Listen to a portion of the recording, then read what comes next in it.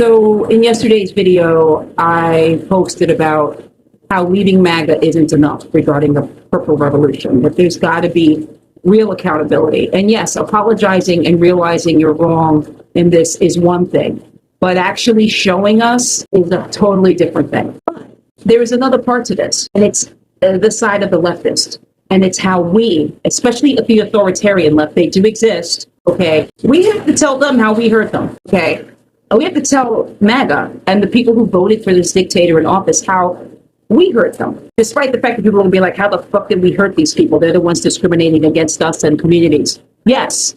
However, we also have to recognize the fact that not everyone is going to accept equality for all. And that's because it's going to be a learning process for them. Okay.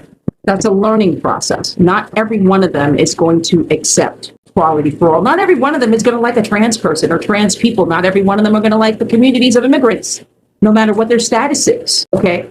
People are always going to see, there are always going to be people out there who think the poor are taking your money and your resources. So we can't just go after these people and be like, oh, you're fucking assholes. Listen, I am guilty of it. I have called them MAGA Nazi trash. I've called them MAGA Nazis. I've done that. And it's because of the behavior that they exhibit, which is very much like World War II German Nazis. Okay. Now they will come at you and say, oh, well, you know, they were socialists and that's what Democrats are. But the reality is what they're trying to avoid talking about is the behavior. They know damn well. But the other problem with our end of it, with the leftist side, is that we refuse to hear what they're saying. And it's very hard to be patient. But we also have to go to them and tell them that we hurt them by thinking that they were less than just because they didn't happen to be woke. Look, I have nothing against the word woke. I know what woke is. But a lot of people hated that word and they sullied the word on purpose because they felt less than. And we helped with that. We helped promote that, okay? We have to sit with them and tell them our part in this whole fuck up. That's the truth. We do. Okay, they're not less than just because they don't understand the term woke or actually aren't woke, okay? It has nothing to do with being less than or better than. It has everything to do with the behavior of people and how we treat other people, even if they are different than we are. And the problem is, as leftists, we have become quite authoritarian, stating that they have to think the way we do.